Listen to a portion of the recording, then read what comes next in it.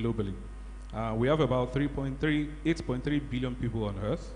About 74% of these, about 74% of global deaths are caused by what we call non-communicable diseases. We will still come back to talk about this later. 80% of chronic diseases cases are estimated to be preventable by lifestyle changes, but a lot of people do not know this. So the goal is not to merely live a long life, but to have quality life, right? So many people spend their final decades battling conditions that were actually preventable in the first place. And today we make an attempt to change that narrative. All right, so here's our presentation objective and overview. By the end of this talk, we should be able to understand what aging is, both from the chronological and biological dimensions. We should be able to recognize the role of lifestyle in healthy aging and disease prevention. We should be able to understand how exercise prevents and manages non-communicable diseases, learn realistic and achievable exercise habits, and appreciate what it means to live with purpose and intention. All right, are we still with me?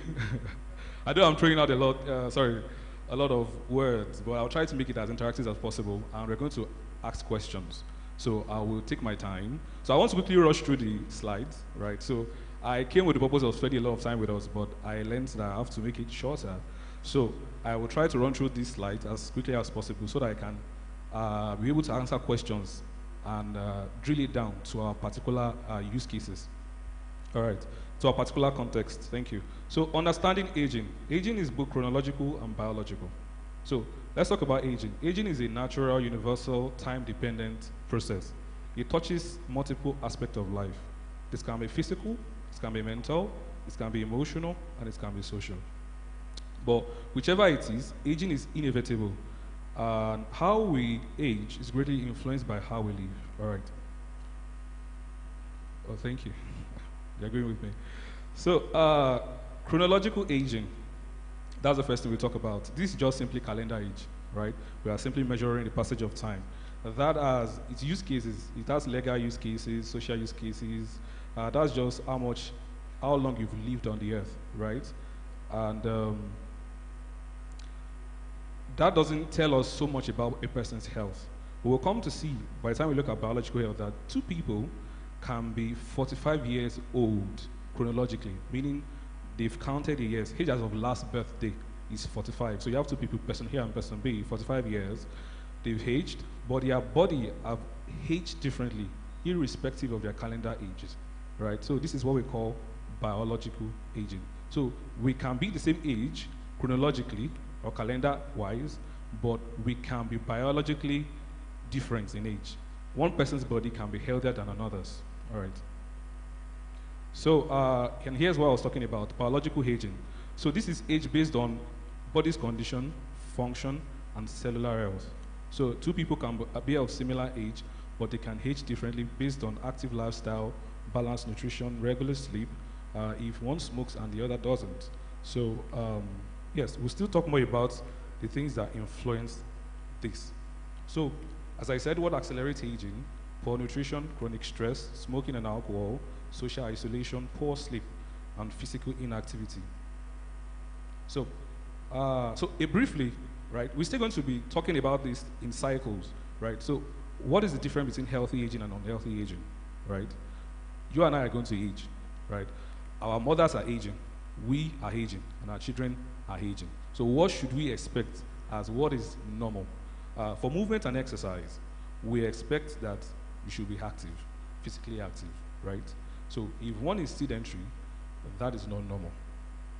We expect that you should be independent, that is normal.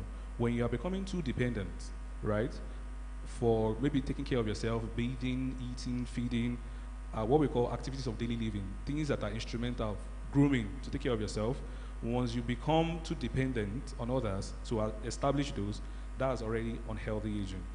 So there should be mental alertness, and people should be engaged. That is healthy. When you have cognitive decline, maybe you are engaging with a particular person, and you are saying X, they are saying Y. That is not normal, right? They are having cognitive decline. So also, it's normal to be socially connected. What is not normal is isolation, right? Social isolation and being withdrawn, right? We also expect that you should be able to maintain good energy throughout the course of your life. But when you're having persistent fatigue, this is not normal.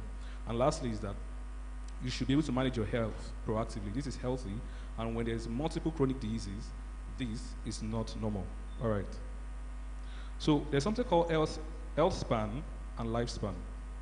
Right? Lifespan is just like the chronological age. It means how long the quantity of your life is a quantitative measure, how long you've lived on the earth, right? It's getting longer now because medicine, science has advanced. That means we can prolong people's lifespan in the earth. Though they tell you that Nigeria's life expectancy is 55 to 60 years, that's just a measure of several things, but we all know that people live longer than this. People live into their 80s, into their 90s. Right? And that's because of advances in medicine, science, and technology. So we now have what we call health span. This is the number of years spent in good health and full function. So this is more of a qualitative measure, right? It's not about, oh, I'm 90 years. How much of that 90 years have I spent with quality health? How much of that have I spent with quality living, right? So this depends heavily on lifestyle choices. Years of independence is a measure of years of independence, vitality, and wellness. And this is what we are striving for. So, all right, so lifestyle choices strongly influence health span, and this is your power. So, are you still with me? Media team? Okay. All right. So the next thing is lifestyle choices. So what are lifestyle choices? These are daily decisions that shape our health over time, right? So they are day-to-day behaviors and habits, and they can actually protect or harm your health, right? And this is a function of years and decades. So it's not feasible. It's not something you see the outcome today or tomorrow. It takes years to see it. So it affects health, increases disease risk, aging processes, and influences our energy. So we'll still talk more about those lifestyle choices. So everyday habits that shape long-term health. Number one is your eating habit. We'll still talk more about this when we talk about nutrition, all right? So I'll try to run through this to not make it boring. So how healthy are you eating? This shapes your long-term health. How's your sleep pattern? Is it consistent? Is it wobbly? Do you sleep and wake anytime you like? This affects your long-term health. How's your physical activity level like? Do you exercise? Do you walk? Do you just like being a couch potato? That has long-term effects. How well do you manage your stress, right? There's a lot of stressors in the environment. Maybe we accept it or not, right? We are trying to make money, we have children, some people have health issues, they have family they are caring for. So all of these can amount to stress, but how well are we managing this? And how is our social habit? Right. So, yes. So now we're looking at modern lifestyle challenges, right? So it's very common nowadays to have people living sedentary lives. We have long commutes, office works, right? Our ancestors used to go to farm, but we work on PCs now, right? We take long commute. We can travel 1 hour, 2 hours, right? And sometimes you can be on your phone. Before you can meet somebody, you have to go outside of your door and say, hello, you're caller or something like that. But now you can just be in your bed and you are chatting with 5 people. You are interacting with 5, 10, 20 people. All right. So, and also one of the things that is unhealthy now is ultra-processed food. Technology has helped us as human race, right? Help us make our food hyper palatable, too sweet, too tasty, right? So whatever you're looking for, if it's sugary, salty, umami, it can be snapping at, it can be popping, whatever you want, you can get it, and that is a problem because we have found a way to override our body's signal, so we can easily overeat and overeat on unhealthy things, and these are what leads to what we call non-communicable diseases, which we'll still come to see. So excessive screen time, I've talked about that. That leads to eye strain, low activity levels, headaches, sleep deprivation, and so many other things. And lastly, chronic stress. So we have financial, social, and occupational pressures, and this can create a near constant state of low-grade stress, right? So the consequences are weight gain and obesity.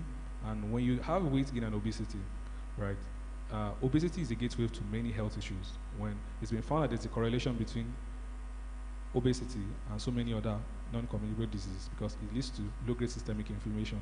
I'm getting science, but essentially you want to keep your weight in check and you want to keep your body's fat percentage in check, all right? So persistent fatigue, right? So your energy store is low, hypertension, right, type 2 diabetes, and reduced quality of life. These are the outcomes of this. We'll still talk about this later. So, positive lifestyle behavior. What, just a snippet, right, into what positive lifestyle behavior should look like under the domain of lifestyle now. Regular movement, balanced nutrition, hydration, rest and recovery, healthy relationships. We'll still talk more about this in detail, and I will play us 1 or 2 videos. All right, so 1 Corinthians 6:19 helps us see the stewardship of our health. Do you not know that your body is the temple of the Holy Spirit, who is in you, whom you have of God, and you are not your own? So the key point here is that it is not vanity to care for your body, right? So, and also we will later on see that to influence the world, right, we need to maintain this physical vessel. We need to take good care of it for God to use us massively, as we've been praying for and hoping for. All right, so we have lifestyle and biological aging.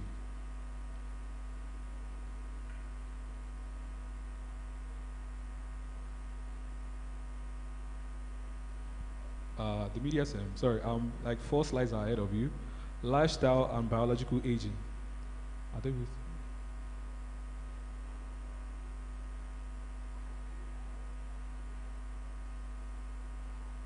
all right, because of time, I will progress, and I hope they will catch up with me. All right, can we go back 1 slide? I'll try, okay, I'll be saying next slide now so that we keep ourselves at the same level, okay? So, lifestyle and biological aging, right? So, we found out that this lifestyle influences our health, and therefore it has to influence our biological clock, our biological aging. So, the healthy lifestyle choices, the slow aging, right, or keep it at a normal rate, while the poor lifestyle choices, they accelerate aging. And we've already listed them before. So your sleep, how nutrient-rich your food is, regular physical activity, purpose, meaning, they are good in slowing down aging. While chronic or managed stress, social isolation, chronic sleep, ultra-processed diets, they accelerate aging.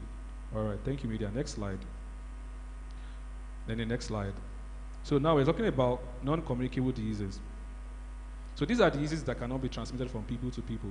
They're usually long-term, they're not infectious, all right?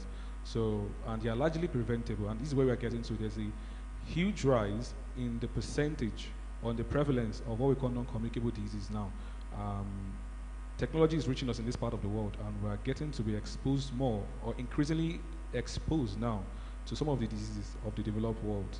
And part of it is non-communicable diseases. So next slide. So here are the most prevalent ones. Number 1 is hypertension. Currently now, globally, 1 in 3 adults have this silent killer, right? Hypertension is just high blood pressure, right? And number 2 is type 2 diabetes. These two, about 537 million are affected globally. And this is where your body doesn't respond to your insulin anymore, right? And most time, there are several reasons that cause it. We'll still get to that. Then here is one, heart disease, which is known to be one of the highest causes of death globally. Then we have stroke. I'm sure we've heard that before. Here's where the brain is deprived of oxygen, or there's a bleeding in the brain.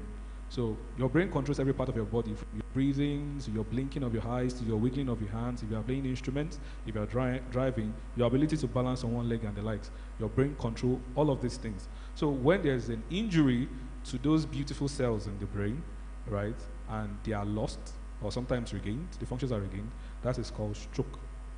All right. So we have what we call cancer, right? That's where cells just begin to replicate and just go haywire.